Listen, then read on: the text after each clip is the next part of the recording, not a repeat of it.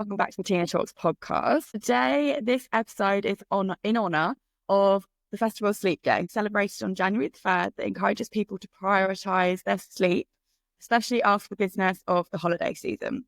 So I love the sound of this holiday because I know how important sleep is for your well-being, particularly your mental well-being, because a lack of sleep can basically cause so many different health issues, from cardiovascular problems, weakened immune system, high risk of obesity and diabetes, impaired thinking, memory loss, and also high cortisol, and in turn leads to depression and anxiety. So to delve into this subject a little bit deeper and have some very thought-provoking conversations around sleep, I think we're going to have today. I am joined by one of the founders of Zeez Sleep, Anna, who is an ex-IP lawyer, specialised in big pharma companies.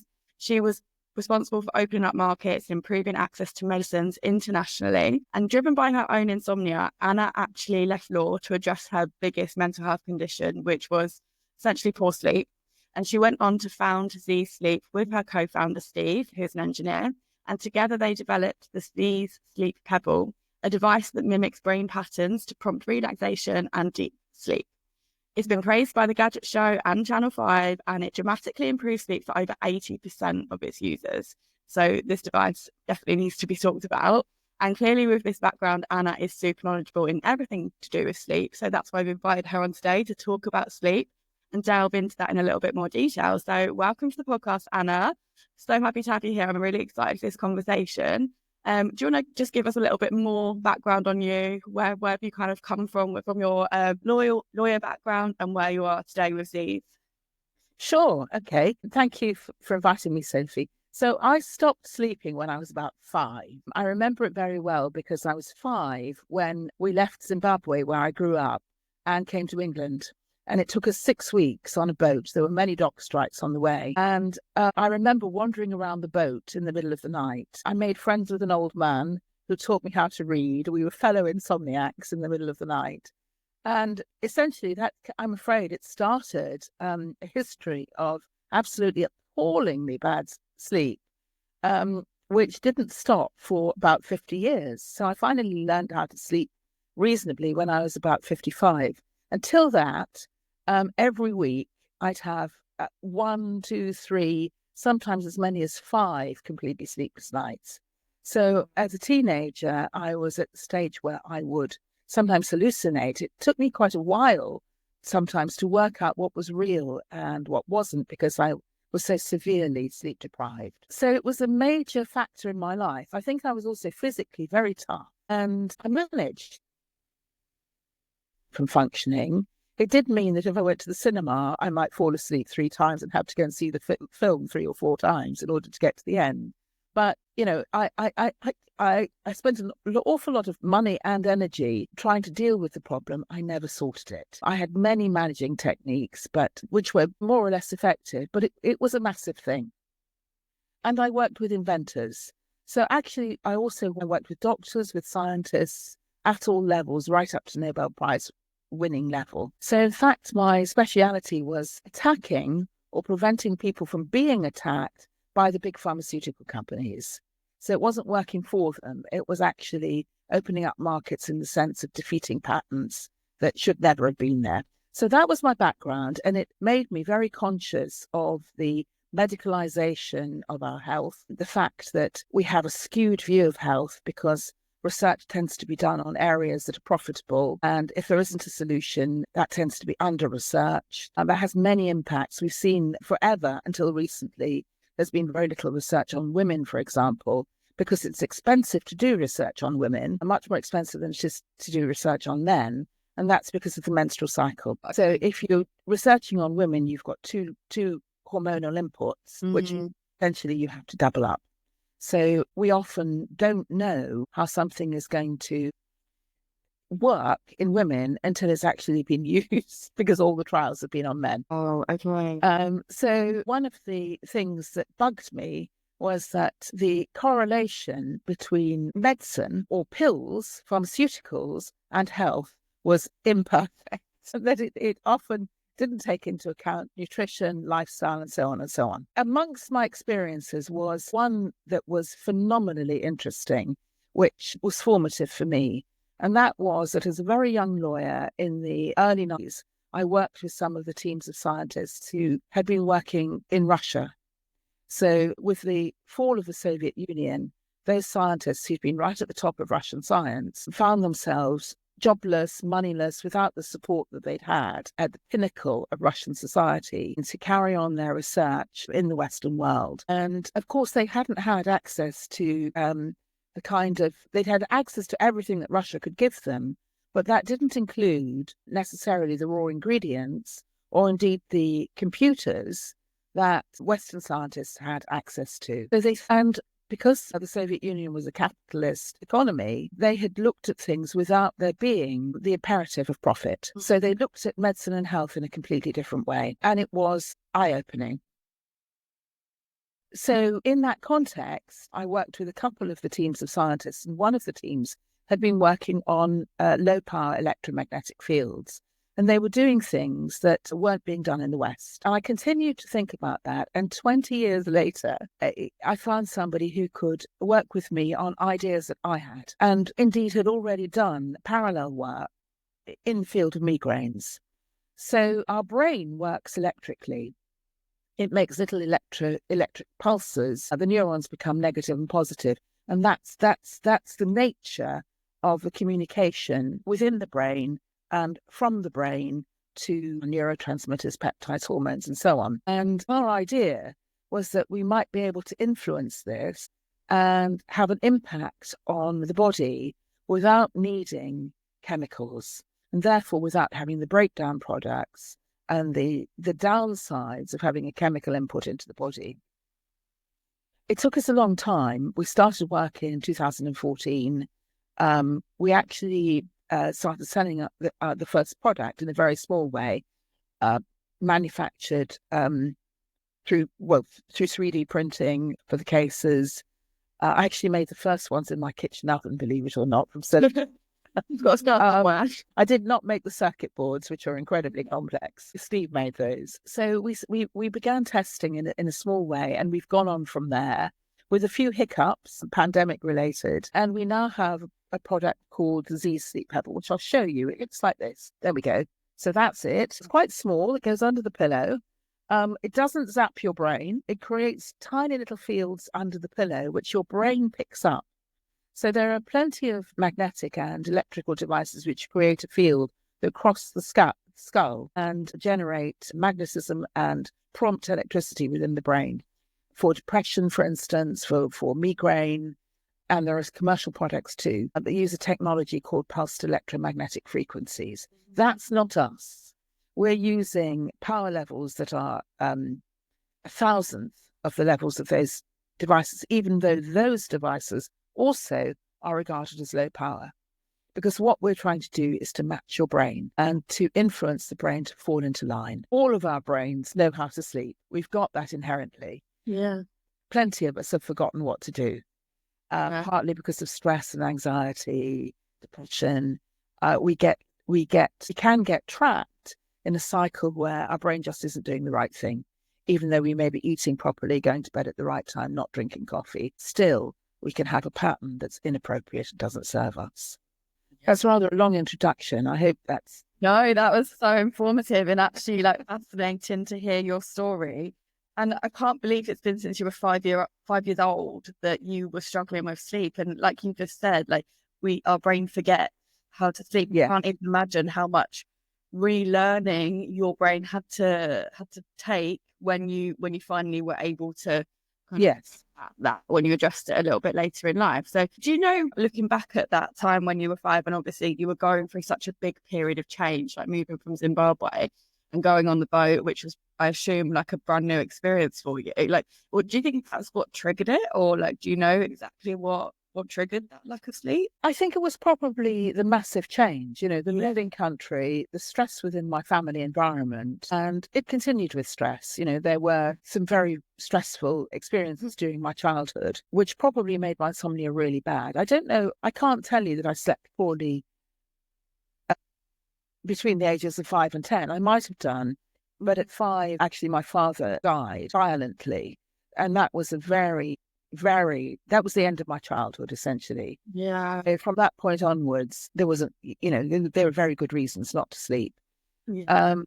So I just considered it as something that I suppose my belief pattern was I couldn't do it. I couldn't do sleep. It was hit and miss. I didn't know what made it better. I knew that I wanted to avoid medicine, which I think was a very healthy instinct. At the time, I think I'd have been put on Valium. That would not have been a good idea. So, we're more sophisticated now. We don't tend to use benzodiazepines in the UK for sleep problems, but we did then. Yeah. So I feel very fortunate, but it was a major thing. It was very major indeed. Yeah. And, it regulated my life, basically. Exactly. I had to run really fast to keep awake. And I did. I didn't physically stop, and mentally I was continually on the go. I didn't sit down. I remember when I had my first child and I had to sit down for 25 minutes to breastfeed him. That felt so hard. Yeah. Because my coping mechanism was you just go, go, go, go, go. Come home, drink a gin and tonic, drink half a bottle of wine, maybe fall asleep, maybe not. I did not, and yet I used a lot of professional help. So I did cope. I had the advantage of money through the job I was doing. That wasn't a problem, but I couldn't crack the problem. And when I look at it back in hindsight, I can see that there are certain things that I was doing that were undermining myself that I didn't appreciate at the time. So because I felt so hopeless about sleep, I didn't go to bed early enough. Only now that I've learned more about my body through the success of sleeping, have I realized that there really is a benefit to going to bed before midnight. Yeah. It just felt hopeless. I thought I was doing everything right. So do most of the Zeez clients, and they are doing 95% of things right. But that remaining little bit can make a difference. And also, we do get into a pattern where our brain, I think we can get into a pattern where our brain is stuck. So we can go through all sorts of treatments and still not sleep well. That's not that's not what most practitioners will tell you, but it's my experience. We get people who've done every treatment they could possibly do. And some of them may have worked for a short time. They've done, sleep restriction. They've been to sleep clinics. They've waited for years on waiting lists. They may have had some short-term success, but they're still left with pattern of poor sleep. And that is particularly true with people with PTSD. It's pretty hard, I think, to unstick the habit of poor sleep that comes with certain experiences. So just to give dramatic experience, if we've had a history of sexual abuse, for example, our body had a very good reason for not falling asleep. And that can be quite tricky to undo. Yeah. And actually, at the beginning of the Zeez history, we had two groups of people who learnt about us and found us. One were people with a history of sexual abuse, and the other group was veterans who'd taken a drug called mefloquine, which left them with sleep issues. And we had quite a high success rate. Later, much later, we went on to greatly increase that success rate because we tried things that actually ended up helping people relax during the day. And that, combined with giving them the pattern of sleep at night, pretty much cracked the problem. So that was something that I'd love to explore further. Yeah.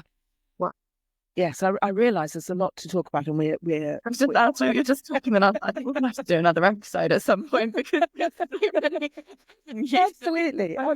Your story is amazing. It's unusual. It's unusual, but it's amazing to see that you've taken such a huge part of your life, essentially, which is all of the experiences that you had, obviously, as a child, and then not being able to sleep for such a huge chunk of your life, and then now you've developed this device to help other people with the problem that you obviously had as well. So I think that that's amazing just in itself, the story of you kind of turning back around. And I think you having those experiences and what you were saying earlier about understanding the patterns and the I can't remember the exact word, the magnetic field. What's the word of electromagnetic?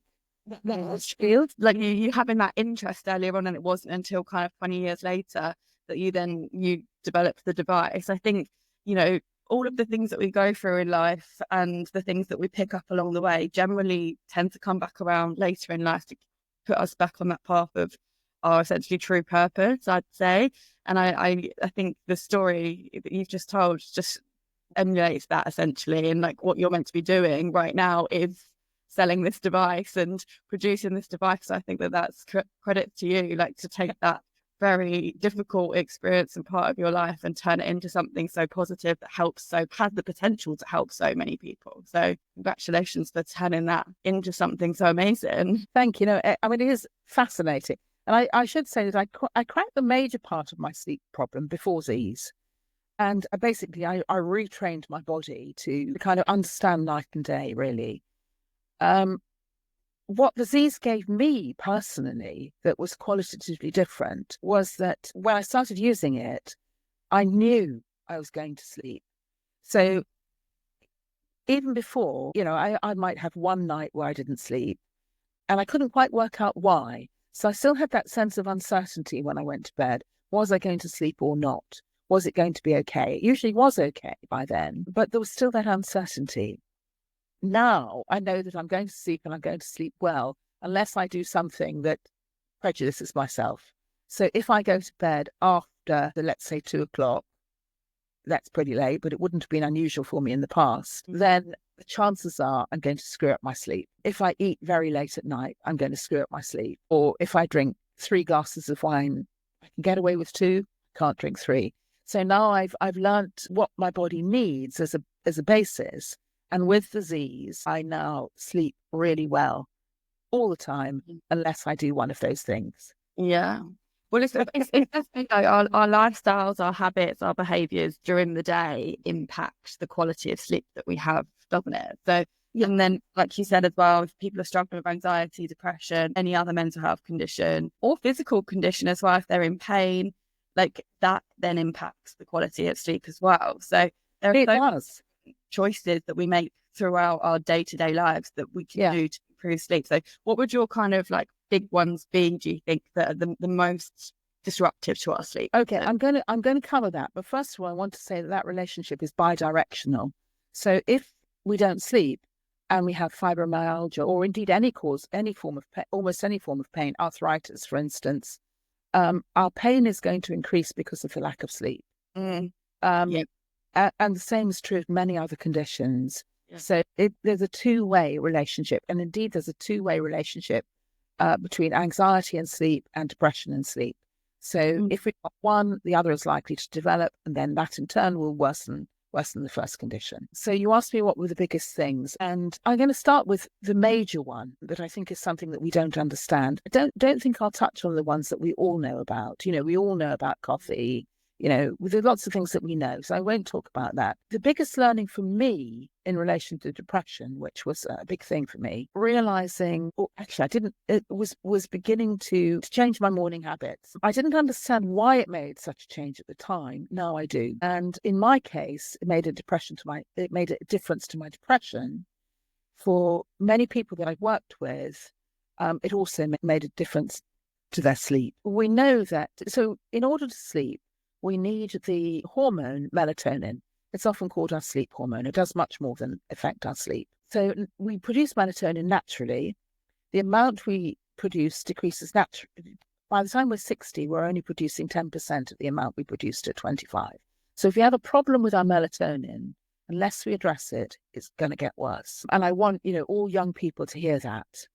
Many young people have a problem with melatonin and don't realize that, it's got to be dealt with. So melatonin is made in a magical way by our pineal gland, actually at dusk.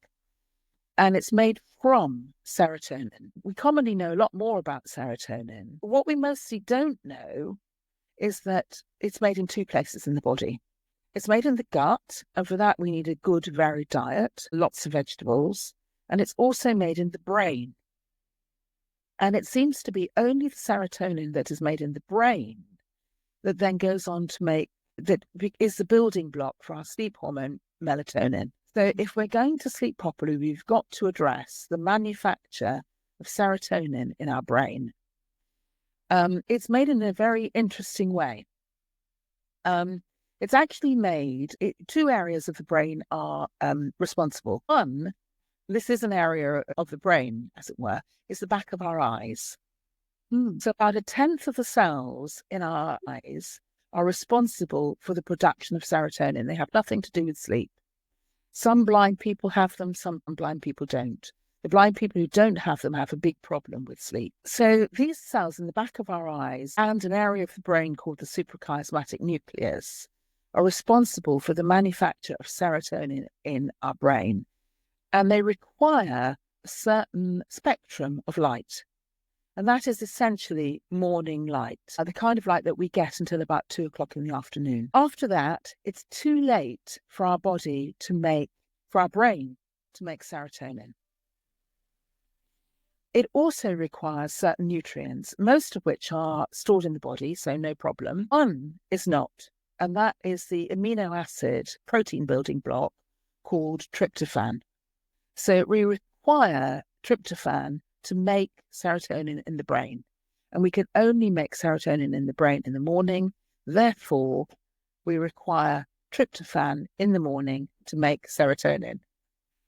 Tryptophan is a common amino acid. It's in lots of things. We probably all eat plenty of it, but we don't necessarily eat it in the morning. So the thing that made a dramatic difference to my depression in my 20s was to start eating eggs for breakfast. Eggs are a good source of tryptophan. And it completely changed my depression. I could have 2-week bouts of very black depression. That absolutely disappeared. I didn't realize why that was happening. I realized that it was happening. And when I learned more about sleep, I realized the physiology of what was going on. So we don't need to have breakfast at 6 or 7 o'clock in the morning. You know, we're recording this in the morning. I've not had breakfast. It doesn't worry me at all. I might have my breakfast at 11:30, 12 o'clock. But we do need to have something to eat and preferably be exposed to daylight outside, because it's much stronger than daylight inside, before 2 o'clock before about 1 o'clock in the afternoon, because we need to be able to digest the tryptophan. So good sources are eggs, salmon, chicken. If we're vegetarian, nuts and seeds have it in, but we've got to make sure that we eat quite a lot of them. So tryptophan is in oats, for example, but you will not get enough tryptophan from eating porridge or muesli. Right. You need to increase that by adding in lots of nuts and seeds. Interesting. I don't think quantities have been studied by anybody. I've not seen any studies of that kind, but it is known that the stuff about tryptophan being necessary for the production of serotonin in the brain, all that is known. Although comparatively recently. Yeah. It wasn't known when I was in my 20s. Yeah. I mean, that's super, I guess it's such a basic thing, isn't it? Like, get a good amino acid breakfast and get yourself outside when daylight first thing in the morning. It's like, I can personally vouch for that. Like, I have to be in environments where there's a lot of natural light anyway. Like, I am such a drawn to the light person. But I went out a couple of days ago, actually. I'm currently in Fuerteventura, and where I stay, you can see the sunset and the sunrise at the same time. From the same location. I mean, sorry, obviously not at the same time, but you go outside. I went outside at like 7 a.m. the other day, and the sun was rising, and I was just like, wow, like I just felt so much better. I had like the best day. I was feeling so good. And I think it is so important to have that natural light. And so many people just don't. They don't think about light being a source of that serotonin or giving you all of the things that you need, essentially. So I think that's something that's really not spoken about enough, but so simple to incorporate into your day. And you mentioned previously, before we jumped on the call, that you just switched your breakfast. Like, previous, it's not that you weren't eating breakfast previously, but you were eating the wrong things. And as soon as you changed your breakfast to incorporate more eggs, that was exactly when you started to see that massive difference in your depression, which is such an easy switch for people to make. Absolutely. Anybody that can't make that from a nutritional standpoint, like, are there any supplements that somebody could take to give that same effect? Yes, you could take 5-HTP, which is a precursor of serotonin. Make sure that you're also eating enough. You've got vitamin B, vitamin D, plenty of vitamin D, which of course comes from sunlight. So you can get there through supplements. I think, if you can eat eggs, that's great because you can just boil them, once a week, boil them, put them in the fridge door, take an egg on your way to work. I think that, although, as I say, this hasn't been studied, but I think from experience that one egg is often enough to make a difference. So it's not like you sit down and, poach 4 of them. But, that is something that I think very often can make a difference because it's something that we forget. And also, you talked about the importance of light. It's not just serotonin. It also is what's called a Zeitgeber for our circadian rhythms. So naturally, I think this is another really important thing that's worthwhile spending some time on. Naturally, our cortisol should be high in the morning. Cortisol is a good thing at the right time of day. Yeah. And, naturally, if we were living, way back, without having all the stresses of modern life, we would wake up full of beans with high cortisol, let's say 7:30, 8 o'clock. Our cortisol would continue to rise until about 10 o'clock. And then it would drop in a nice, even decline until actually about 3 o'clock in the morning when it would start to rise again. Now it's not high enough in the first place because of the way that we live. If we haven't slept properly, we're going to wake up feeling grotty, crawl out of bed, wander around in the dark with our dressing gown on. What we should be doing is opening the curtains or getting outside, drinking in the light, because that alert raises our cortisol, which then means that we have a better profile throughout the rest of the day. So even as little as 4 minutes of light and 4 minutes combined with 4 minutes of exercise as early as possible in the morning can make a great difference to raising our cortisol, and therefore in the morning when we need it and should have it, and therefore lowering what happens with our cortisol during the rest of the day. That makes sense. That makes perfect sense. I've got a bit of an issue at the moment with my own sleep because I've just come out of a very stressful life period. The past 12 months, to be honest, has just been complete chaos in my life. And I've had very, very high increased levels of cortisol. So I'm now on a bit of a cortisol come down where my body's trying to regulate myself. And I'm going through all of the different symptoms of cortisol. And one of the symptoms that I've got at the moment, really annoyingly, is restless legs. And I'm waking up at 2 a.m. every day, tossing, turning, can't get back to sleep. So my sleep's really disrupted from 2 till about 4-ish, which is very annoying. Okay. So should we talk about restless legs? Because let's talk about that time between 2 and 4 in the morning. So the favorite time to wake up in the middle of the night is 3 a.m., 3 to 4.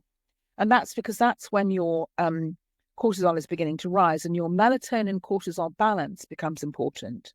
So obviously the overall amounts of those two hormones that we have is important, but the balance is also important. So about that time in the morning, if you like, the balance is disturbed and it's a major risk point for our sleep. So there are 2 ways of overcoming it. One, you reduce your cortisol. Secondly, you increase your melatonin. And I think that the latter is much easier. We have stressful lives. We're probably all doing everything we can or we think we can to relax, and it's not enough. We're still waking up at that time of day.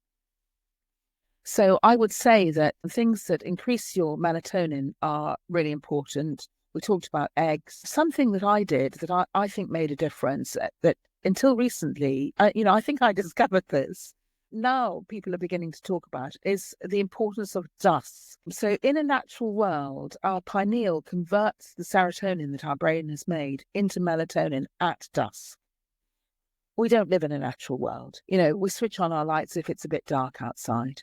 We have no idea when we're working, and I'm working in front of my computer in Crouch End. I have no idea what the outside world is doing.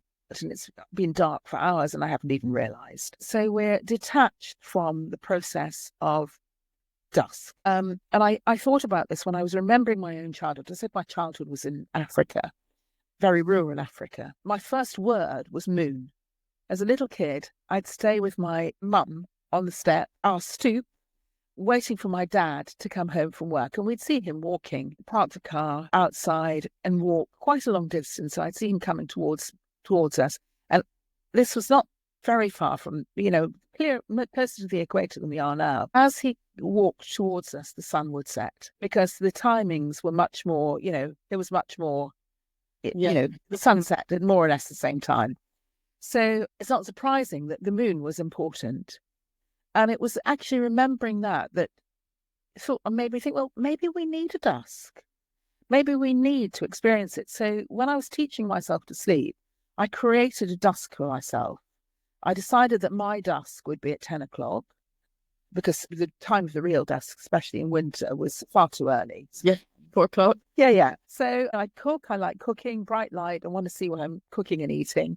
And then after that, lights off in all the areas that don't matter, like the halls, the bathrooms and whatnot, night lights or nothing at all. And I'd go outside, I'd sit in the garden or I'd walk around and really kind of try and experience the dark. And then I come back into the house and no more bright light. And I think that made a difference. Now there are certain studies where people have gone out into the countryside, camped and whatnot, and are finding that does help.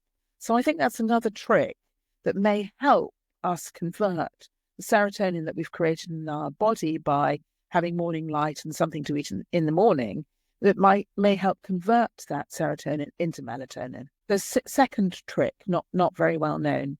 And then the third element is retaining the melatonin in our body, which is well known, that we need to avoid bright light. This isn't so much blue light, it's actually the brightness of the light probably that makes the difference. So, once we've got melatonin into our body, then we need to retain it. So now you asked me a question I don't think I've answered. Can you remind me of the question, please?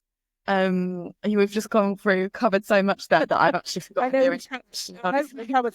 I hope we've covered some really interesting stuff. But it's so interesting. I think that's conversation. Like we say, we're gonna have to do a second episode at some point. But there's so many different routes you can talk about sleeping, and like you're telling me, like I know a lot about this because I've started a mental health business. Like I understand like the correlation between sleep and mental health, but there's so many bits of information here that I didn't know. Like, it all makes perfect sense to me. And like the way that I personally live my lifestyle, I love like the dusk period, the traditional dusk period of like going the sunset time is my favorite time of day. Like every single day I'm in an environment, like I said, I'm in an environment right now where I can see the sunrise and the sunset. Every single day I'm out there watching the sunset, and then I try and switch off when I get back. And that's my kind of like wind down time, my signal to start winding down, but it doesn't always happen. But that is, I can understand like basically all of the things that you're saying. It makes perfect sense to the things that I didn't necessarily know why or what they were related to, but I've already incorporated some of them into my life. It makes me feel better, if that makes sense. Yeah. So you were already naturally doing the things that help your sleep. You're supporting yourself without knowing that you were doing. Exactly. Yeah. No way for the legs, though. You can try it. So now you've got now a little bit of knowledge that shows why those were helpful. Yeah. But lots of us aren't doing that, Yeah. The Canary Islands is a very good place to watch the sunset. I did it myself. Yeah, it is beautiful, actually. Yeah, you were talking about restless legs. So one of the reasons that our sleep is... So we've just been over some of the reasons why our sleep is disturbed at that time of day. Restless legs can also be to do with mineral deficiencies. And we have to forgive ourselves for mineral deficiencies. It's not our fault. And we can be eating an absolutely wonderful diet, and still we're not getting certain minerals. And that's largely because they're no longer in our soil. So throughout much of the world, we've been intensively farming for 150 years. We've taken minerals out of the soil and we haven't put them back. So with restless legs, it's worthwhile checking your iron levels. That ought to be done properly. You don't want to muck about with iron. You need to get it right. For me personally, and for lots of people, restless legs are always to do with low magnesium. And the same is true with cramp, actually. I tend to get cramp in the middle of the night. Can be low hydration. That you may be drinking plenty of water and still not be hydrated because the water isn't going from your GI tract into the body. And that too is to do with minerals. So what we need to look at here is water-soluble minerals that pass in and out of the body quickly. Magnesium's number one. So some people reckon that 80% or more of our population in the developed world is severely magnesium deficient. Again, it's understudied because, it's not going to make anybody any money. I think, my own prejudice is that almost everybody who doesn't sleep or has a problem with their sleep, it needs more magnesium. We tend to need more if we're stressed. We tend to need more if we drink coffee. Yeah. And it's a very safe mineral. We can take an awful lot of it without any problem. So we can afford to experiment. That's not true of a lot of things. It's not true of iron, but it is true, I think, of magnesium. So it's worthwhile trying that. You can try it in several forms. If we're magnesium deficient, I think we need an oral form, but a spray form can also be helpful. So I keep a spray by the side of my bed just in case I have a problem. Yeah. But I also supplement with magnesium every day. And the form that is, if we're looking at mental health, the form that's likely to be most useful for most of us is something called magnesium glycinate. And that's because the glycine in magnesium glycinate also is supportive, helps relaxation. So that's the first one I would try, if I were experimenting. Yeah. You say that because I've just ordered some. So when I get a flight home just straight after this, actually, and as soon as I get back to England, I've got some waiting for me, hopefully. Excellent. So yeah, worth noting that most of the magnesium in the high street is magnesium oxide or hydroxide, which we will not absorb. 4% in our gut. That's too late.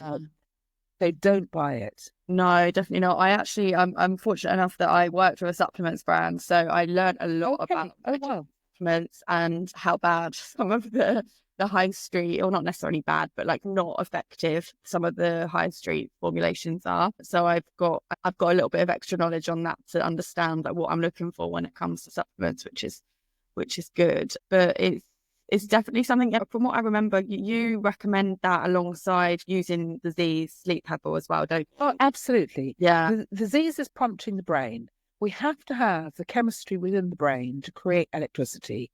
It's very simple. I'm not saying this is what we need for everything, but this is what we need to make the Zeez work. We need enough magnesium, potassium, calcium, I've forgotten the other one, sodium, and we need enough hydration and not too much to create the electricity within the brain. The one that is normally problematic is magnesium. That's number one. We rarely have a problem with others, honestly. In order to absorb magnesium, we also need vitamin D in much larger quantities than is often recommended in the UK. Our recommendations were set in the 90s when kids in Sheffield were getting rickets because of smog. It's enough to stop rickets in Sheffield when there's smog. It's not enough to help with our immune system, with cancer, or with sleep. We need vitamin D to absorb magnesium, and we need a vitamin called K2 to absorb the vitamin D. So they are, in effect, a triumvirate. So yeah, that triumvirate of vitamins, K2, which we can also get from fermented food. If we don't eat fermented food, then it's worthwhile supplementing. D3, which we can get from sunlight, but obviously not at this time of year. And we require a lot of sunlight through us on our skin to make it. Most of us are vitamin D deficient. It is toxic in large quantities, but we're unlikely to reach that level unless we're doing something extraordinary. Even with supplementing at what seem like quite high doses, and then magnesium. So most Zeez, I ask people to take those three things because I think they do make a difference. Yeah. So for someone that is struggling with sleep, then at what point would you recommend that they start thinking about taking the supplements, using something like the Zeez, or looking at other alternative changes in their lifestyle to improve the quality of their sleep? Like, is that like as soon as you start having a bad night, or does it need to come like at a certain point? I think that it's almost like sleep problems are like the canary in the mind. Deep sleep is the most powerful thing that our brain does all day long.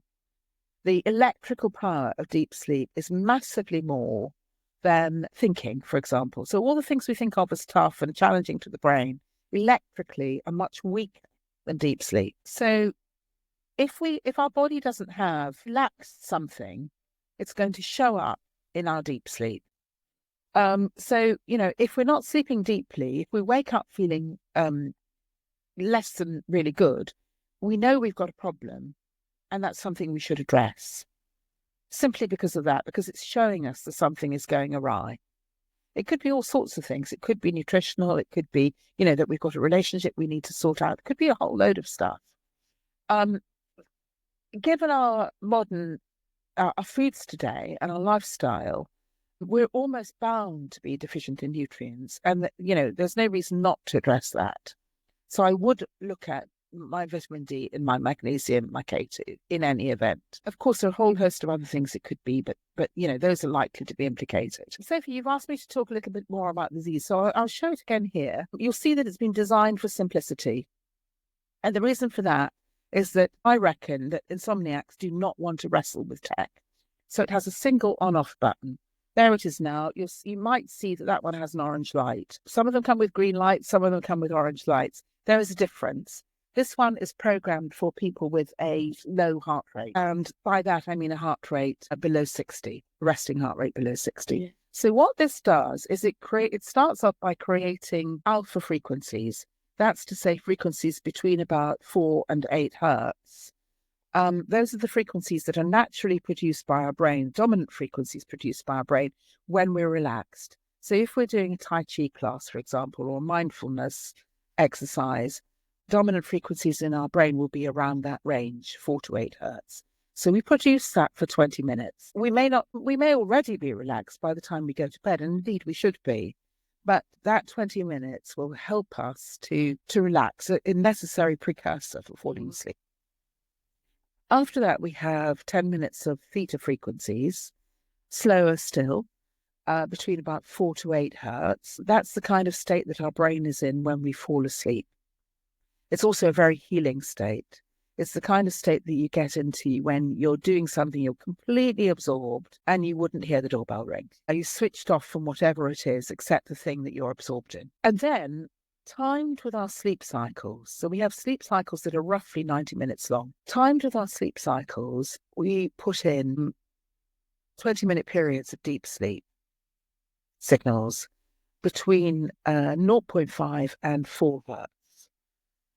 I'll explain hertz in a minute. Perhaps I should have done that at the beginning, but I realise that you may not know what I mean by this. It's a measure of frequency.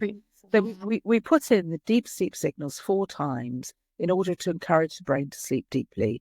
And usually it works.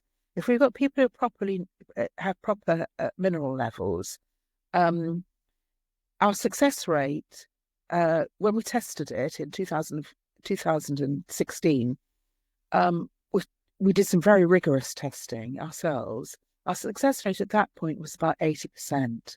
So we had people who literally hadn't slept for decades. Most of them hadn't slept for decades. And every parameter of their sleep, their ability to fall asleep, the duration of the sleep, their quality of sleep, how they felt the next day, every parameter improved in over 80%. We've become more sophisticated since then.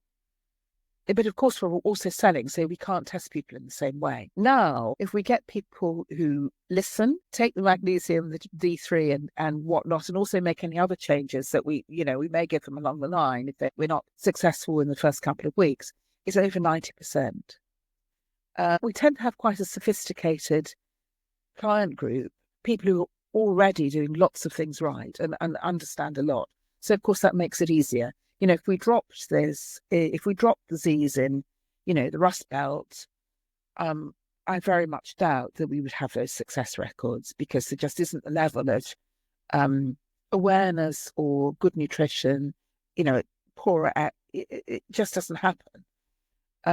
But within a population of people who are health conscious, we'd expect those levels of success. And as we learn more, we're able to, we're chipping away at that. So we're chipping away with, different kinds of poor sleep. And I'm now, I'm confident that perhaps maybe in the next program we'll deal with people who we think we can't sleep, why we can't help them. There are very few, and they fall into clear categories. But if somebody's suffering from depression or anxiety, generally, we'd expect to be able to help them sleep better. Yeah, well, that's amazing. And I'm sure that appeals to so many people. I know that it's such a big problem for so many people that struggle with anxiety and depression. my mum for years had insomnia, and she fell into that category of like feeling hopeless about sleep. I'd say like it was always kind of like, when should we go to bed? She's like, well, there's no point in me going to bed because I don't sleep anyway, kind of thing. That was the narrative that she'd designed for herself. So yeah, I completely get that. And I'm really excited for us to have another conversation about this and delve into all of the different avenues that we've not been able to cover today. But I just want to say thank you, because that was so informative and so well executed and articulated, and for somebody that doesn't necessarily understand everything about sleep. So I think people are going to really take away some golden nuggets of information from this episode. So I really appreciate you coming on and speaking about it. Just before we close then, for someone right now that is struggling with their sleep, what's your number one best bit of advice, and how can somebody find Zeez on Instagram or online? I think number one is get as much morning light as you can. I know it's tough, walk to work, do whatever you can. A lunchtime light is a second best, but take your lunch early. And you can find the Zeez. Our website is www.zeez.org.uk. I think that's it, isn't it? That's the best place to look for us. Yeah. And thank you I'm very sure much. a lot of people will be going to look for you. Whoever's listening to this, I think anyone that's struggling is clicking through to check you out. We also list Zeez Sleep on TINAH. So if you are looking for an easy access to their website, you can click through via TINAH as well. Definitely, we're going to be having more conversations about this, because it is such a big topic and there are so many avenues we could go down. Thank you so much for sharing everything that you shared today. I really appreciate you coming on talking about it, and stay tuned for the next episode with Anna on sleep. Thank you.